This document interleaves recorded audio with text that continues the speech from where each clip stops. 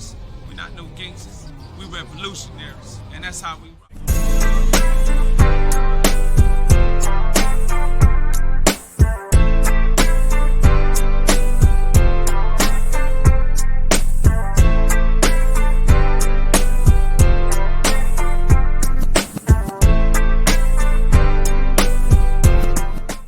Antelope Valley area on 90th, man. I happened to stay and got probably 20 minutes away from where this scene took place at with the CHP, man. This cat stole the highway patrol car, and it all turned out all bad for his jackass, man. And I mean all bad, TV land, and I mean all bad.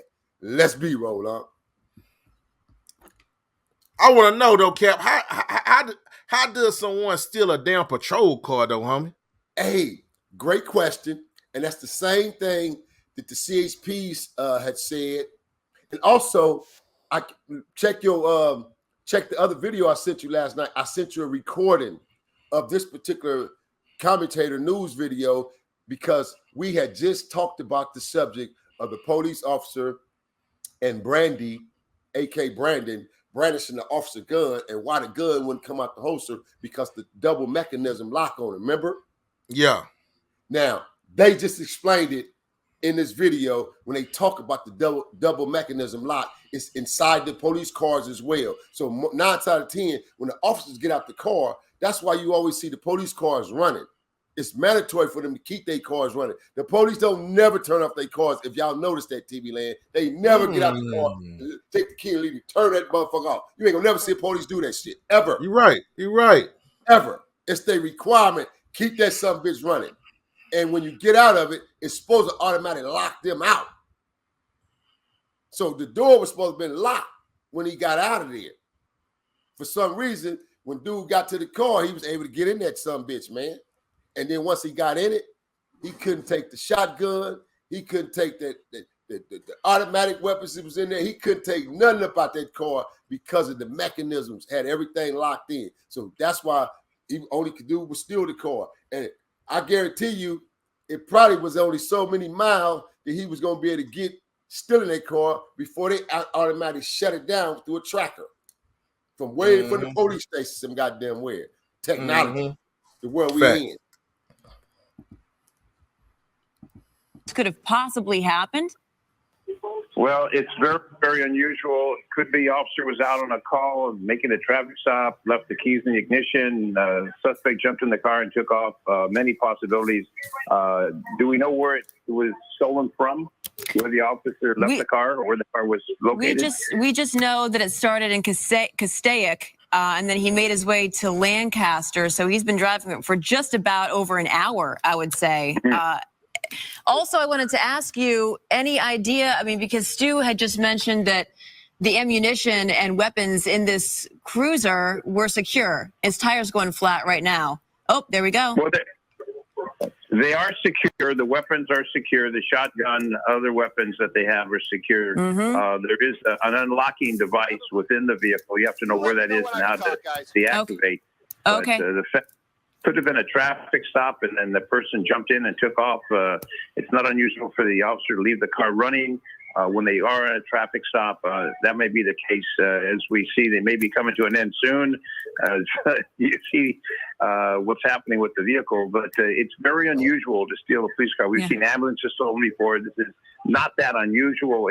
Let's say it's very unusual to steal a police car, an ambulance, a fire truck, etc. But it does happen on occasion. Obviously, we see it happening right here on Dennis, I want to bring back Stu. Stu, what's going on? He's jumping out of the car. Oh, my goodness. Oh, my goodness. He just... It's very unusual to steal a police car. This is not that unusual. Let's say it's very unusual to steal a police car, an ambulance, a fire truck, etc. But it does happen on occasion. Obviously, we see it happening right here on Dennis, I want to bring back Stu. Stu, what's going on? He's jumping out of the car. Oh, my goodness. Oh, my goodness. He just bailed out of the car, out of a moving car. Look, it just crashed into the light pole. Oh, my goodness. Avenue D. Stu, what are you seeing right now? I know we're blurring things out a bit because we don't exactly know what's going on, but he just bailed going about 70 miles an hour. He jumped out of that vehicle. Now, right there, way on the other side, 20 minutes from where this is on the other side is Rancho Vista, Avenue P. That's where me and the twins grew up at. But Yeah. you see what they did, how they blew the camera out real quick, right? Yeah. They ran out there and drug his ass out the middle of the street. They drug him. They didn't even try to pick the dude up. They dragged him while he was unconscious and busted all up. That's why they blew it out. But the video I sent you, it was uncut on TikTok. You can literally see them drag him out the street, bro. Brains hanging and everything. Drug him out the street, and then it took, and because they way deep west, going into them into the mountains, it took at least paramedics 10 to 15 to 20 minutes to get there. So now, just think about it. That's 20 minutes to get in, 20 minutes out. That's 40 minutes en route to the nearest either Kaiser or Palmdale Regional Hospital, and the dude died at the hospital, bro. He passed, so he passed away. I think we have a clip of that, of them talking about him passing away. Jeff Vaughn, the suspect in a stolen CHP cruiser, leads officers on a chase in the Antelope Valley, and then did the unimaginable. He opened the door while he was driving and suddenly jumped.